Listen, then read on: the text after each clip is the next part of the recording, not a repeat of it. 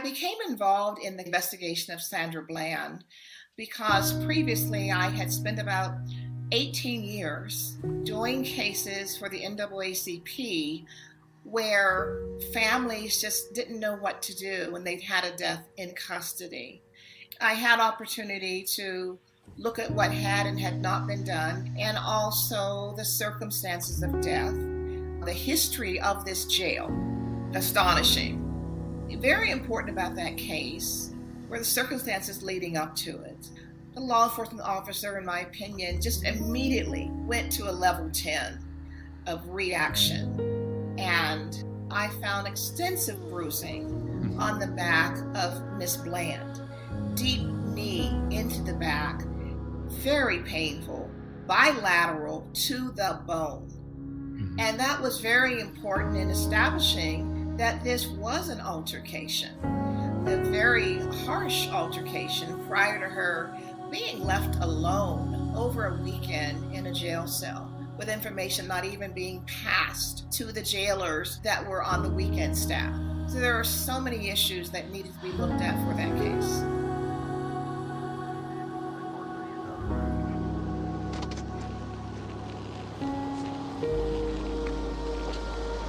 Hello, ma'am. With the Texas Highway Patrol, the reason for your stop is you failed to signal your lane change. You got your driver's license insurance with you? You give me a few minutes, all right? You okay? I'm waiting on you. This is your job. I'm waiting on you. What do you want me to do? You seem very irritated. I am. I really am. Because I feel like this trap is what I'm getting the ticket for. I was getting out of your way. You were speeding up, tailing me. So I move over and you stop me. So yeah, I am a little irritated, but that doesn't stop you from giving me a ticket. So let's continue. Are you done? You asked me what's wrong and I told you. Okay. So now I'm done, yeah. Okay. You mind putting out your cigarette, please? If you don't mind. I'm in my car. Why do I have to put out my cigarette? Well, you can step on out now. I don't have to step out of my car. Step out of the car. Step No, out of the car. No, you don't have the right. Step out of the car. You do not have the right to do that. I do have the right. Now step out or I will remove I you. refuse to talk to you other than to identify myself. Step out or I will remove you. I am getting removed for a failure. Step out or I will remove you. I'm giving you a lawful order. Get out of the car now or I'm going to remove you. And I'm calling my lawyer. I'm going to yank you out of here. Okay, you're going to yank me out of my car? Get out. Okay, all right. 25. Let's do this. Yeah, we're going to. Yeah, don't touch me. Get out of the car. Don't touch me. I'm not under arrest. You don't have the right to take me. You are under arrest. I'm under arrest for what? 25. For what? 7 County FM 1098. Just For north what? of 290. Send me another unit. Get out of the car. Another unit FM 1098. Get out of the car now. Why am I being apprehended? You trying to give me a ticket? I said get out of the car. Why am I being apprehended? I'm giving you a lawful order. I'm going to drag you out of here. So you're threatening to drag me out of my own car? Get out of the car. And then you I will light you up. Get out. Wow. Now. Wow. Get out of the car. For a failure to signal. You're doing all of this for Get over there. Right, yeah. Yeah, let's take this to court. Let's do Go it. ahead. For a failure to signal. Yep, for a failure to signal. Get off the phone. On my school. Get off the phone. I'm not on the phone. I have a right Put to your record. phone This is my down. property. Put This your is my phone property. down. Sir? Put your phone down right now. Come over here. Y'all are interested. Come Very over here now. interested. You feeling good about this? Stand right here. Turn around now. Why can't you tell me I'm why? giving you a lawful order. I will Why tell am I you. being arrested? Turn Why around. won't you tell me that part? I'm giving you a lawful order. Turn around. Why will you not tell me You are what's not going complying. on? I'm not complying because you just pulled me out of my car. Turn around. Are you kidding me? This is some bull. Hands behind your back. Because you know this is straight bull. You full of straight. If you would have just listened. I was trying to sign the ticket. Whatever. Stop moving. Are you serious? Stop moving. Oh, I can't wait till we go to court. You want me to sit down now? No. Or you gonna throw me to the floor? That'll make you feel better about yourself? I'll get off. That make you feel real good, won't it? My God, they must want. You were getting a warning. Until now, you're going to No, jail. I'm getting it for what? You can come For read. what? Come read right. I'm getting a warning for what? Stay right here. For what? Well, you Stay just right pointed here. me over there. I said stay right Get here. your mind right, or you I gonna got her take me to control. jail. She's in handcuffs. What a what? You about to break my wrist. Stop moving. I'm standing still. You Stay keep right moving here. me. God damn it. Stay right there. Don't touch me. For a traffic ticket, you doing all this bullshit.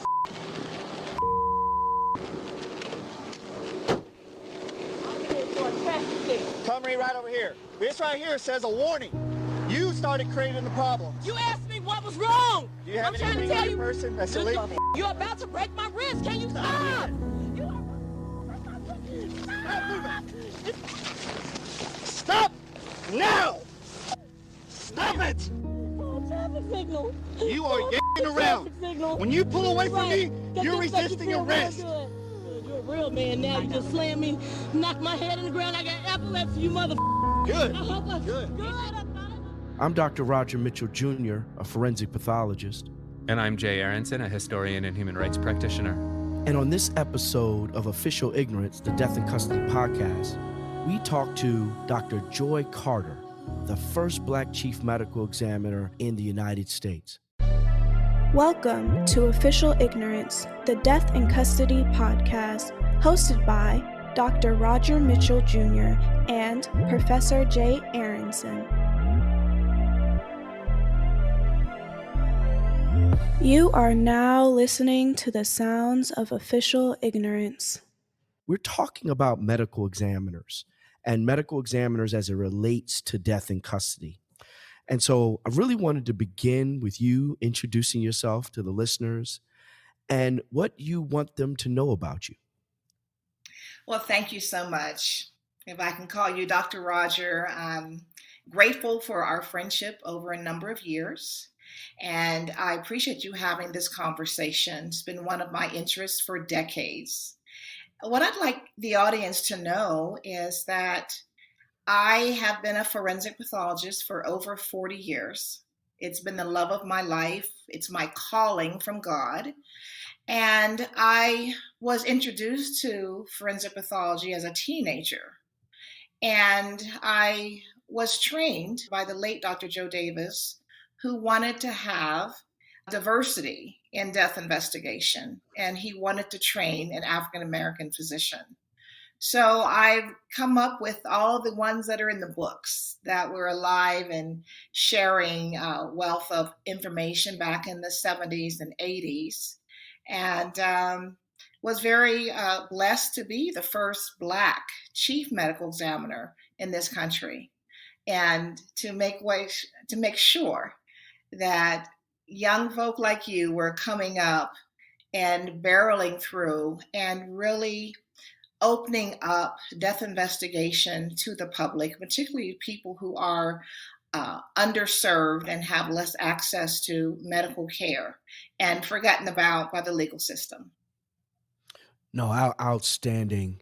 You know, you mentioned that you were one of the first, or was the first Black board certified forensic pathologist to serve as a chief medical examiner in the United States. And like you said, you spent much of your career blazing a trail for forensic pathologists like me to follow you. I've known you since I was a medical student, looking at these issues of violence and death in custody. Tell us how police violence and death in custody has shown up for you in your career. Oh my goodness. You know, when I became a forensic pathologist, I first served in the military. And so I see firsthand, as one of the rare Black officers in the United States Air Force, how many Black and brown men and women are the first boots on the ground, the first boots in the area, and how we're overrepresented even in the military in deaths. And then I went to Washington, D.C. as the chief medical examiner shortly after Rayful Edmond had been removed as a big drug kingpin in D.C., and to see how many of our young people were dying in the streets fighting for the right to sell drugs. You see the relationship of poverty, education, and income to drugs in our nation's capital, the chocolate city, as you were, back in the day. And becoming the chief medical examiner in DC, I began to get calls from all over the country where cities had deaths in custody or police had issues. So what I was seeing was how widely spread it was, and how little it was being talked about. And the fact that because there weren't other Black chief medical examiners, they didn't have a place at the table, so you couldn't say it. So I made it my mandate to speak out about what was going on. While I was in DC, I started counting the number of prisoners in this country, the population. I remember when it broke 2 million and quickly rose from that point on, to see the misrepresentation. And then to learn after the fact, well after the fact, that we were having deaths in custody that weren't reported, weren't always thoroughly investigated, and weren't always thoroughly examined the way I was taught to examine a decedent. Wow.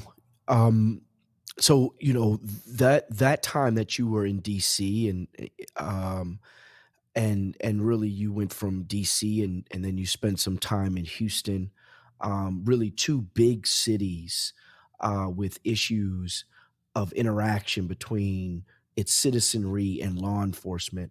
How has the work that you've done in death in custody shaped your perspective on the criminal legal system? It started with my forensic fellowship was in Miami. And if you look at Florida and Texas, their issue with the death penalty back in the 80s and 90s, they were just putting so many people to death. And the last great riot they had in Miami was January 17th, 1989. That was my mother's birthday. Mm. But that was the day a young man was shot in the back of the head by police. He was Black. The body was sent to the office as a traffic accident and was almost processed as an accident. When I happened to wander over to the table, it was not my case. But I said, there's a hole in this motorcycle helmet. Why? It's not a crack, it's a hole. Let's x-ray the body, and there was a bullet. Wow. That was a young man who was killed by a sharpshooter who stood in the street, took his time, aimed, and shot in the back of the head. So that became a homicide. That was a death that could have been prevented. There was an intent to cover it up. And had we not been diligent, that may have gone down as an accident. Not only was I just penetrated with anger and grief, I watched Overtown, portion of Miami that's historically Black, in Liberty City, burn, and the riots. And then I was transported for that next week back and forth to work by the state police. I was impacted so heavily by that. I wrote an article published in the NMA Journal called The Shame of Miami. And I spoke out about what was happening. I was witnessing how Black people were treated differently from refugee Cubans. And there were so many deaths in custody. I just could not keep quiet about it. And bringing in a young Black male who was shot, obviously killed after having a quote unquote altercation with the handcuffs still on. And the behavior was something I was just never, ever going to tolerate. So it started in my fellowship. That story, resonates so much even today because it illustrates the importance of independent, objective forensic pathology. In May 2020, the world watched George Floyd was killed with a knee on his neck. What did now taking you from your fellowship where you saw a case of an individual that was coming in as an accident, and then without your intervention, without your focus, it may have gone out as an accident, even though there was a bullet in this man's head. What did you think about the case of George Floyd? That was another death. As you know, Dr. Roger, death investigation for me is spiritual. I am blessed to be the last doctor laying hands on somebody, and I want it done right. And when, after going through decades of these types of cases, and then to see this death on video replayed over and over again, it was like being stabbed in your heart as a cultural mother over and over again. And we know what happens when you do not get air. We know physiologically what happens when you cannot move your diaphragm or expand your rib cage, use your back muscles. And then to hear somebody say, well, gee, we think it might have been excited delirium. It's that ball of confusion. Is this going to end? What was helpful to me was to know that by this time, there was more than one well-trained Black forensic pathologist stand up and say, no, that is not what happened. This man was murdered. He was murdered on video. This is not going to be swept under a rug. You've been a medical examiner over eras, over time. You said 40 years. How do you think the advent of cell phone and body-worn camera video, how do you think that has changed forensic death investigation in these types of cases? It has been a tremendous advance to have these images captured on phone and under video. Years ago when I wrote my first book, I always said, take your ID card with you. Now I say, don't leave home without your phone. Even now, if I see someone stopped on the road and they're police, I stop and I want to make sure that they are all right and I have my phone. It is our greatest weapon because we can put that out to show how we as people are being mistreated, how we're being killed under the guise of altercation, how we are not, and our loved ones are not being recognized for any mental health crisis that they're having, or even a natural health crisis. And that sometimes when I review these cases, even today, I hear someone muttering in the background, I think it's excited delirium. And it just makes my head go just a little, just a little out there. So the phone is tremendous. Now, you talked a little bit about excited. You said excited delirium a couple times. Can you explain to our listeners what excited delirium is or what it isn't?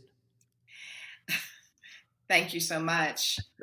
Excited delirium is a total misnomer and a debunked theory. And I speak with authority when I say that. I did an external rotation in Miami, Florida at the Dade County Medical Examiner's Office in 1986. Prior to me doing my fellowship in 1988. Dr. Charles Wetley was the deputy chief medical examiner at that time. He is one of the originators of the term excited delirium. It was really based upon racial characteristics, racism at its worst, and it had no scientific background at all. And because he was using this term, they overlooked the serial murders of over 30 Black women over 2 years.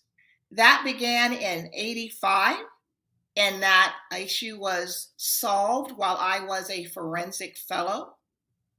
Dr. Wetley based excited delirium as a way that people of color metabolized cocaine, and it was unusual. And it was the male of the species that caused the death of the female who had sexual relationship with the male.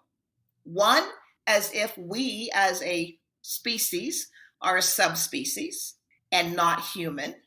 Two, no scientific backing. This term began to be used as a cover-up, in my opinion, for deaths in custody under all kinds of unusual circumstances. That was Dr. Charles Wheatley's legacy, and that has been carried forth from that time, even though it was debunked, had been carried forth, and it still exists today. And even though we've tried to work to get it out, they change a little bit of the term, and they still have that nuance that people of color will have superhuman strength and will attack you first. And we have to get back to that training of law enforcement that this is a term that should not be used at all.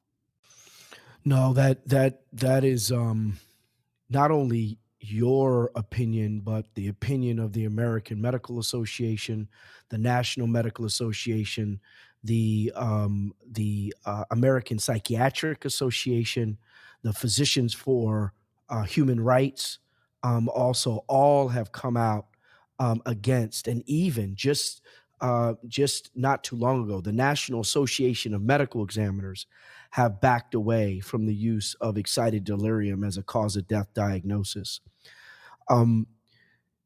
We talk about excited delirium, and you talked about the manners of death. Briefly you said, the young man that was shot in the head came in as an accident, but it should have been designated as a homicide. Can you talk a little bit about the 5 manners of death for our listeners, and can you explain what manner of death is?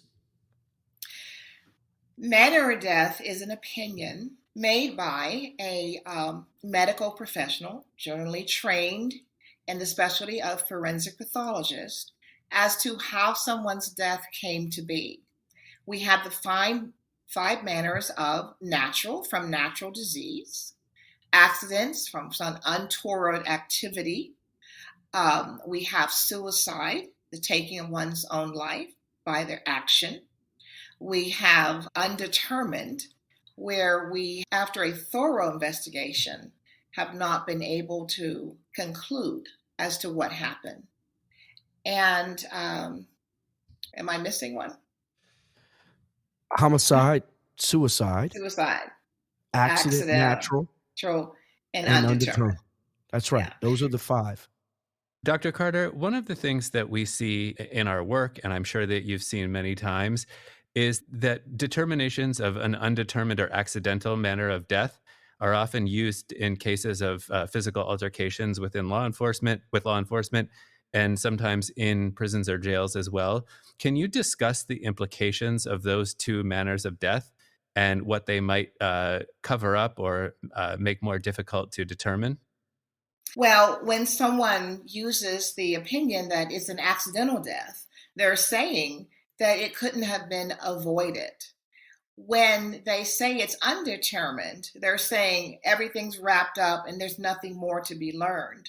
But it's very important to distinguish who is making that determination. As Dr. Roger will say, we have 2 systems of death investigation in this country. We have medical examiners and we have coroners. And I'm from a coroner system. That's what introduced me to forensics. But we have to make sure that our coroners understand the importance of their opinion as to manner of death. And coroners by law don't perform the autopsy, but they certify that death. And I've been on that bandwagon for a while. So when you are saying accident, it's nobody's fault. Undetermined, we just have no idea. And most of the times they haven't done a really thorough investigation. And so we have to keep that in mind. When you're saying homicide, somebody or someone's have caused this person's death. So we need to be very clear that you're not just falling down and falling out when you have a death in custody. Someone has their hands on you. Someone has prevented your normal bodily function from occurring. Someone is ignoring your history or your presentation. So I think it's very important that while we have medical folk coming over and saying, hey, excited delirium is not a good term, we still have to train and get to the coroners, the judges, the ship's captains, the airplane captains, and wardens who also certify death. Can you give us an example of a case that you've been involved in which the opinion that the person determining the manner of death maybe has used the accidental or undetermined manner to prevent additional investigation or to make it more difficult to hold the person who may have caused that death accountable? Oh, certainly. I just finished a stint of working 5 years in California. In California, by law, the coroners are the elected sheriffs. Other than major cities like LA, Oakland, the coroner or sheriff completes the death certificate. So if you don't have a strong forensic pathologist who's hired by them to say, hey, wait a minute, this is not an accident, that doctor may never even see the death certificate until they're called to court to testify because it's hidden from them. And so that is a problem that occurs in California. In the Midwest, where I'm from, the coroners are civilians in Indiana, and you need not any training at all to be elected as coroner, and yet your responsibilities are so grave. So you have to look at that system. And yes, I've seen cases where they either chose not to understand the harm of using terms that don't make any sense to the scene itself and circumstances, and you have to be able to call them out and have that much intestinal strength to say, hey, this is a homicide. But if you're not strong enough, these cases get pushed through. And as Dr. Roger knows, they don't always check off the box that this was a death in custody. So we have to be aware and searching and looking. And that can be very, very difficult in many of these cases. You know, it's interesting that you bring up the distinction between the sheriff coroner system and the coroner system and the medical examiner system. But what has brought to light some of the discordance we saw with the George Floyd case is neither a coroner, sheriff coroner, but it was a medical examiner. Medical examiner got on the stand and said that that death in custody was undetermined. And one of the reasons why he suggested that that death in custody was undetermined was because the face of George Floyd was near the tailpipe of the cruiser, and there could have been a possibility of carbon monoxide poisoning. So he called the case undetermined. Talk a little bit about your reaction to when you heard the notion that the George Floyd case or the death and murder of George Floyd could have been was being proffered as an undetermined manner of death. It was infuriating to hear that testimony. And then also to learn that that term of excited delirium had also been tossed around prior to the examination being completed. And, you know, I said to myself, this is why we need to have more diversity, more minority forensic pathologists in every area of this country so that these cases are done correctly. It just so happens we had more, but it was so infuriating to sit and listen to testimony. During that same testimony, I heard somebody say we couldn't tell if Mr. Floyd was bruised because of his skin pigmentation, and it almost sent me through the television screen. So we still have a lot of work to do. Death in custody is on a continuum. We've talked about how it begins in the pre-arrest phase and continues through incarceration. You've obviously been involved in the review of some very high-profile deaths in custody, including the case of Sandra Bland. If you feel comfortable talking to us about it, can you tell us just a little bit about how you became involved in the case and what you did for the family? And if you just want to provide any additional reflections on that case, it plays a massive role in our book. And we actually use that case to talk about the criminal legal system more broadly and all of the ways that it has the potential to harm people, and also things that we can do to prevent that harm if we want to. Certainly. I became involved in the case of the investigation of Sandra Bland because previously I had spent about 18 years doing cases for the NAACP on the local level where families just didn't know what to do when they'd had a death in custody. And many times it was almost at that ninth hour and court was going on. So I had that history of explaining these cases, and there were so many of them. And the attorney contacted me from Chicago. I had done a case there where a woman died in jail who had not been given medical treatment after admitting she swallowed drugs. So when I heard about this case, I just wanted to help in some small way. So I flew down to Houston and we did a second autopsy on that case. I got all the available information, be able to view the site, the jail, the laboratory, and also the original autopsy that had been done at Harris County. I even went to the Harris County Medical Examiner's Office to look at the tissue that had been retained and the original x-rays. So I had opportunity to look at what had and had not been done, in my opinion, and also the circumstances of death, the history of this jail, astonishing, and was able to relay to the attorney and the family members what had happened. Very important about that case were the circumstances leading up to it, the altercation.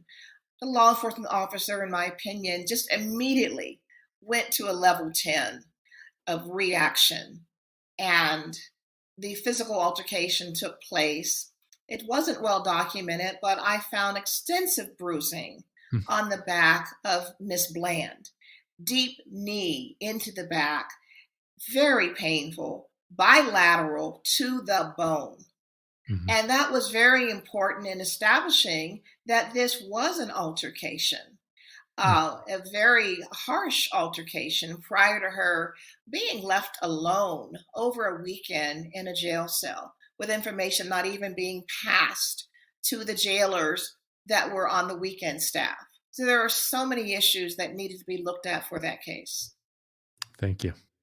So on the podcast, we discuss, and in our book, Dr. Carter, the paucity of data collected on death in custody.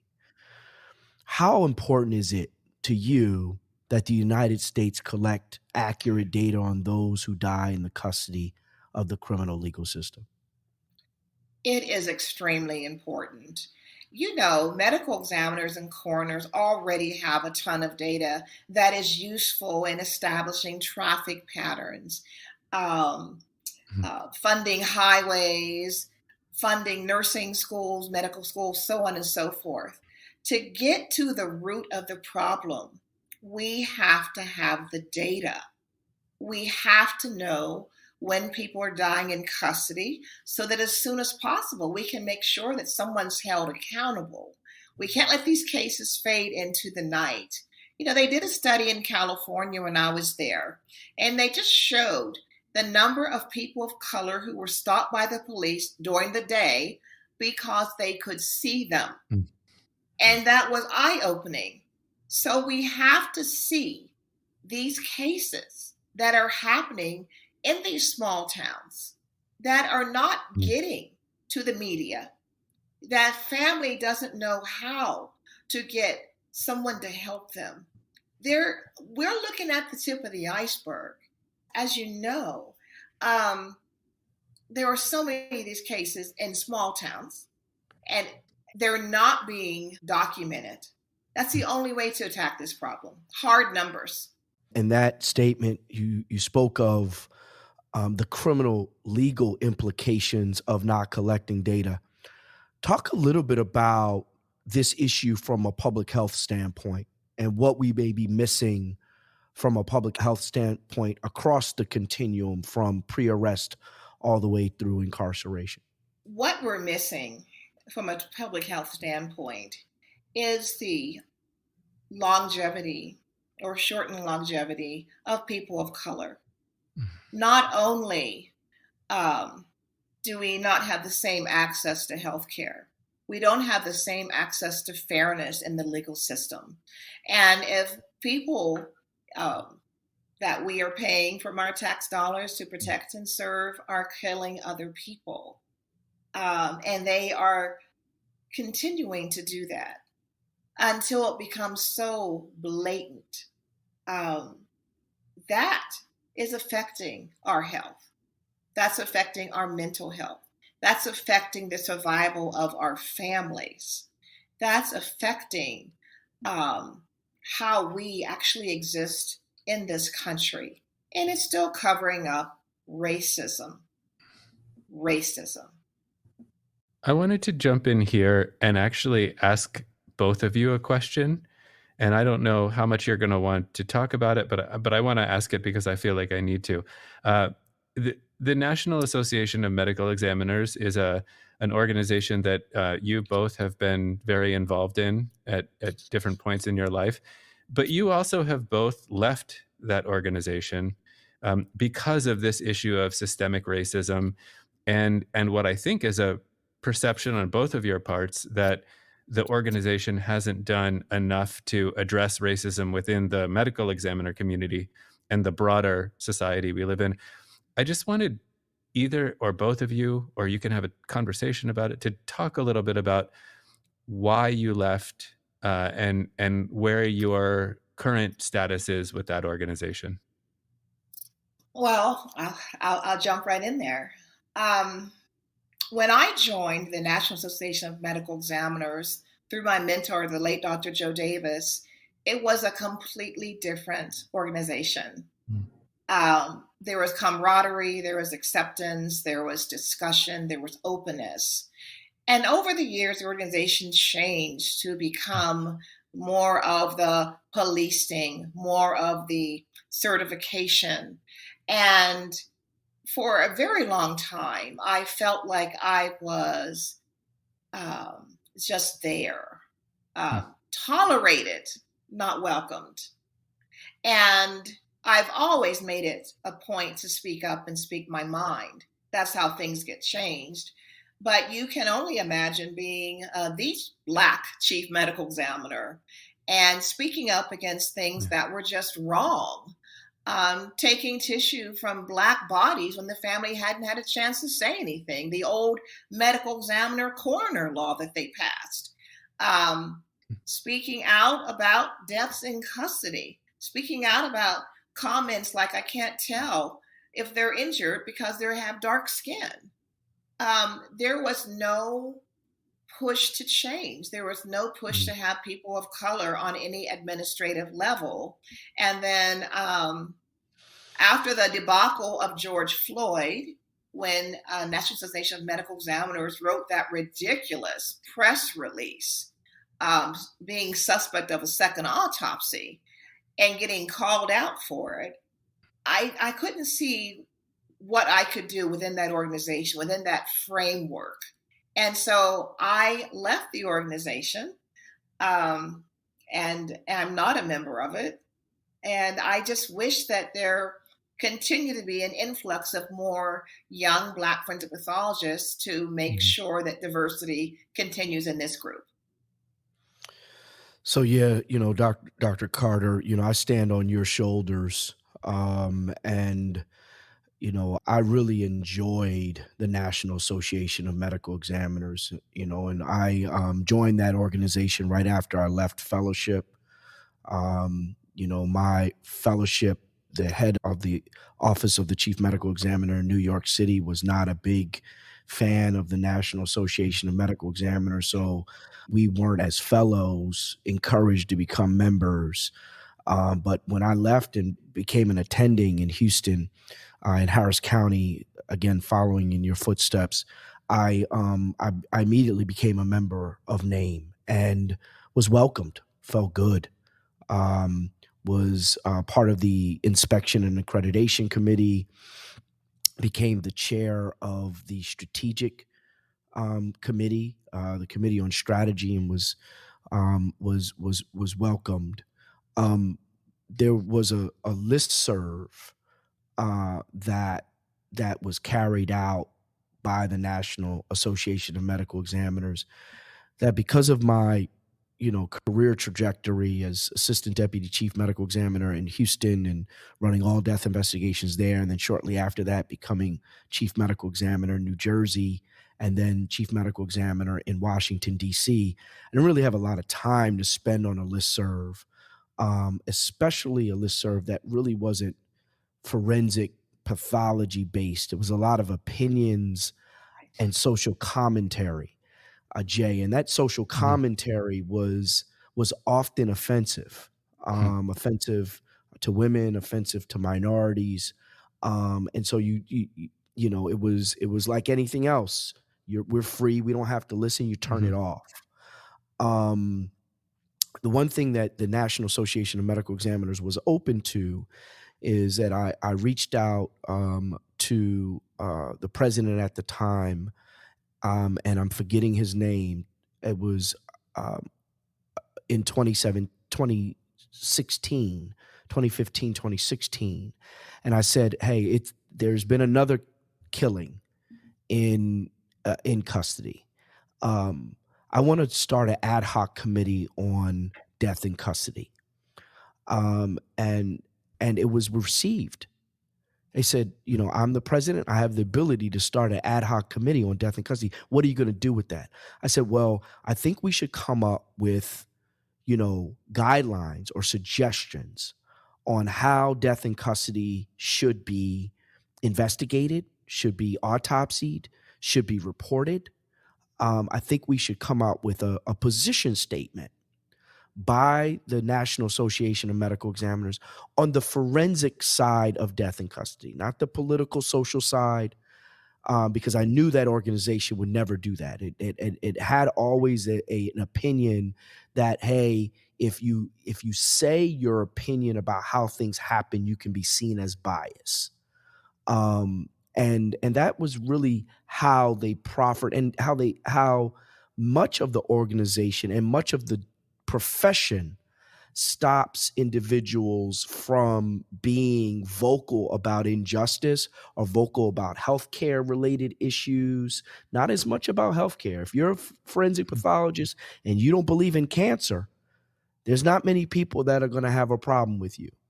But if you're a forensic pathologist and then has an issue with law enforcement, that and how the criminal legal system treats certain people, the poor and the disenfranchised, then you may get a little pushback. So, and that's not just from the organization, that's the discipline of forensic pathology. So the organization gave me room, right? So I have to applaud the organization.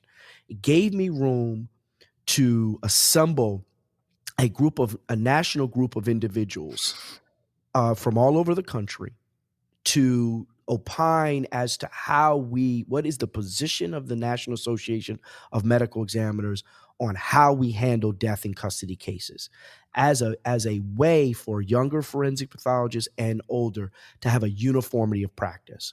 And so we did that. We did that in 2017, and it went through several adjustments. And it became the position of the National Association of Medical Examiner. There's several things that didn't necessarily make it to the position statement, one of which is conversations about manner of death and when to use homicide and when to use accident and when to use undetermined. That didn't make it to the position statement, right? And so it was a position statement, and it was approved in 2017, and then was just, and let me strike that, and was approved again in 2021 after 2022 after 5 years. And so every 5 years, a position statement, if it's relevant, gets reapproved. So in today, it is an approved statement on how to handle death in custody, and I, amongst several, were the original authors, and I was the convener of that authorship. Now, the reason why I left is because a past president was a expert witness on behalf of Chauvin in the George Floyd trial that proffered an opinion that George Floyd's death was undetermined, in part because his face was near a tailpipe from a cruiser. And he used to be the president of that organization. And he was representing a group of forensic pathologists that reviewed that case together. And several individuals of that group of forensic pathologists were also past presidents of the National Association of Medical Examiners. And so at that point, I wrote a letter along with a handful of other individuals that have remained silent, right, on purpose. They've made a choice. I said I was going to be the person that says I wrote the letter, but there was about a handful of us that wrote the original letter to the Attorney General in Maryland that said, hey, listen, if this medical examiner is suggesting that George Floyd is undetermined for the reasons he did, then what are the other cases that he's suggesting should be undetermined in accident during the time, 17 years, that he was the chief medical examiner in Baltimore, Maryland? And today there is a current audit underway looking at the 117 cases out of the 1,000 cases plus that that are questionable.